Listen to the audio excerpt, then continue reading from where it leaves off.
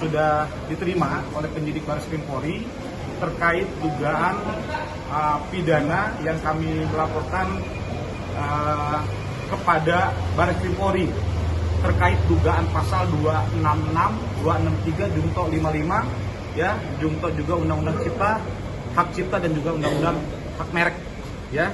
Jadi dari siang tadi, ya, kami sudah bersama pihak SPKT Baris Krim Polri, ya, semua bukti-bukti yang sudah kami sampaikan hari ini sudah diterima oleh pihak penyidik dan kami bersyukur alhamdulillah, ya, dugaan pasal apa yang kami uji analisis di dalam internal BPP PAI sudah dapat diterima. Bahkan ada petunjuk tambahan dari pihak penyidik Baris Krim Polri. Kami apresiasi sebanyak-banyaknya, sebesar-besarnya terima kasih atas petunjuknya, ya, tentunya ini untuk menguatkan dugaan pasal apa yang memang kita laporkan ke Baris Krim Polri seperti itu. Artinya ada berapa pasal yang dilaporkan? Kurang lebih ada tambahan 4 pasal, ya, menjadi 4 pasal plus Junto Undang-Undang Hak Cipta dan Hak Merek, seperti itu. Yang dilaporkan siapa aja bang, kalau boleh tahu bang? Yang dilaporkan sesuai dengan apa yang memang kami bawa, ya, duga itu 1 Pablo Benua, kemudian Ray Utami, kemudian Rangga, kemudian Christopher Angga Sastra, kemudian Doni Triwibowo, Dodi, ya, dan terakhir itu Surya Hamdani. Bang, Ya. ini kan terkait polemik ketua umum, ya, pencalonan ketua umum ataupun pergantian ketua umum gitu. Sebelumnya kan di antara jajaran petinggi ada di jajaran tertinggi ada deal-dealan bahwa si R diangkat menjadi ketua umum gitu dengan kuota. Nggak ada. Ini tidak ada mengenai soal kepemimpinan, ya. Ini mengenai keabsahan legalitas dari organisasi advokat, ya. Jadi kami sudah dapat menganalisis ini pembajakan, ya. Apa yang dilakukan oleh terlapor adalah pembajakan organisasi marwah kita advokat, khususnya di PAI Perkumpulan Advokat Indonesia. Jadi kami ralat, ya, klarifikasi apa yang disampaikan pihak mereka semuanya fiktif, ya, tidak dasar fakta. Ya. Betul, pembajakannya seperti apa bang? Itu yang kita laporkan bukti-buktinya. Iya kan, pembajakannya apa bang? Awal mula dugaan pembajakannya itu seperti apa? Salah satunya mungkin kami sampaikan adalah bukti yang kami bawa, ya, sesuai dengan kronologi atau legal opinion yang kami buat itu adalah adanya akta, ya, keluar akta baru itu yang tidak ada sesuai dengan mekanisme organisasi ADART-nya organisasi PAI, ya, karena perubahan ADART atau perubahan akta sampai SK itu wajib adanya dilakukan mekanisme ADART dulu. Apa? Hanya 2 mekanismenya. 1 Munas, kedua Munaslup. Munas kita ini 5 tahun, 2027 baru ada. Sedangkan ada akte baru yang dibuat pihak mereka itu tidak dilakukan mekanisme ADART. Ya, maka kami anggap ini jelas. Kenapa? Persetujuan validasinya tidak pernah dibahas oleh Dewan atau Badan Pimpinan Pusat PAI. Ini harus dicatat, ya. Oleh karenanya apa?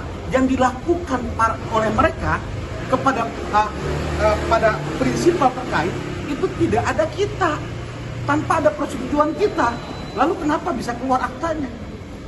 Kan ada sesuatu yang didalihkan, akhirnya dibuat itu akta tanpa setujuan dari pihak ketua umum dan atau pengurus pimpinan pusat seperti itu. Ini kan sudah ada persetujuan 3 orang dari 4 pendiri PAI sendiri bang terkait akta tersebut. Tidak ada. Kami sampaikan bukti itu langsung ke penyidik. Dan Ya. adanya laporan ini merupakan dendam karena ketua umumnya dipecat karena diduga melakukan asusila dan beberapa tindakan yang tercela. Pertanyaan dari teman-teman ini, dari apa yang kami lakukan legitimasi, lalu statement yang mereka lakukan itu bagi kami ilegal, kosong, mungkin tidak ada lagi harus kita bahas, ya. Itu personal, silakan bahas soal personal. Kami membahas soal organisasi, itu poinnya, ya. Mengenai nanti bagaimana penyidik untuk menyikapi bukti-bukti yang kami sampaikan itu urusan penyidik nantinya, seperti itu, ya. Itu poinnya seperti itu. Bang Pablo sendiri tergabung dalam organisasi PAI itu dari kapan Bang? Baru kok 21 April 2025 kemarin. Gimana? Ya, daftarnya baru kemarin, sumpahnya juga baru kemarin April 2025. Kira-kira logikanya kemana? Kan gitu. Sedangkan ini organisasi marwah atau organisasi profesi advokat. nggak bisa. Cara-cara usaha, cara-cara bisnis profit itu nggak bisa dilakukan. Ini profesi, ya. Dipikirnya gampang seperti itu. Nah ini yang harus kita luruskan dari klarifikasi mereka seperti itu. Oke, Bang, terkait dugaan dari pihak sana ya Bang juga bahwa itu melakukan hal yang contoh ya Bang, contoh misalnya minta uang ke anggota, ada lagi juga perempuan juga disebut di situ ya kan Bang, minta mobil operasional gitu. Itu No comment. No comment. Oke. Saya jawab. Jawab ada tambahan dari sekjen. Sedikit. Saya tadi habis dari atas. Jadi kalaupun ada polemik-polemik yang beredar yang berhubungan dengan pribadi, kami adalah organisasi advokat, bukan ranah kami mengomentari hal-hal yang berbau infotainment. Mohon maaf, kalau dia mungkin hobinya gibah kanan kiri, singgung urusan pribadi. Kalau kami kerja advokat, kami berusaha bagaimana hari ini menaruh hati dan pikiran kami terhadap perkaranya orang miskin. Banyak orang hari ini penegakan hukum harus dilakukan dan ditegakkan dengan cara yang benar. Itu fokus dan concern kami. Pada intinya saya tambahkan pernyataannya Pak Dewan Kehormatan bahwa dugaan tindak pidana yang kami laporkan adalah memasukkan keterangan palsu pada dokumen akta otentik.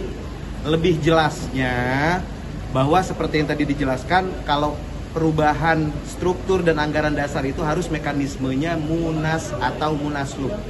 Nah, sementara yang bersangkutan atau para terlapor menyatakan dalam dokumen aktanya terjadi munaslup tanggal 23 April 2025. Nah, teman-teman media kan udah paham, tinggal searching tuh 23 April 2025 kira-kira ada apa? Agendanya itu halal bil halal, Bos. Itu posisinya, bukan munaslup gitu. Jadi maksudnya kalau mau bohong yang canggih sedikit gitu maksudnya. Karena hari ini para pembegal, orang yang telah memberikan keterangan palsu dalam dokumen akta itu berhadapan dengan ratusan advokat yang hari ini tidak terima atas tindakan-tindakan inkonstitusionalnya para terlapor. Tapi kabar pemecatan terhadap Bang Junaidi sendiri oleh anggota dan segala macam juga ada ya Bang ya? Kalau gini, kan dia bilang ini juga bisa di cross check bahwa katanya Ketum Junaidi itu dipecat tanggal 21 April ya. Sementara yang bersangkutan diangkat menjadi advokat oleh Ketum Junaidi tanggal 21 April. Pertanyaannya siapa yang mecat Ketum? Nah, gitu. Maksud saya begini, mungkin yang bersangkutan sedang ngigo baru bangun tidur kan, itu videonya saya lihat soalnya. Apa dia lagi ngigo gitu kan. Nah, kemudian ngigonya itu ingin dimasukkan ke dalam akta. Nah, akhirnya dari ngigonya itu ternyata bermasalah hukum, kita laporkan. Seperti itu. Clear? Oke ya? Ada lagi? Clear ya? Ya. Yuk. Terus gini, satu lagi tambahan. Terkait dia katanya artis terkaya yang berapa triliun katanya. Kita PAI nggak ada urusan. Mau dia punya sekian triliun, mau dia punya duit siapa, mau dia katanya deket dengan Pak Sambo, kayak deket dengan Kapolri, ngaku-ngaku deket dengan siapa Menteri Dalam Negeri, siapa lagi? Dekat dengan Ketua MA, kita nggak ada urusan.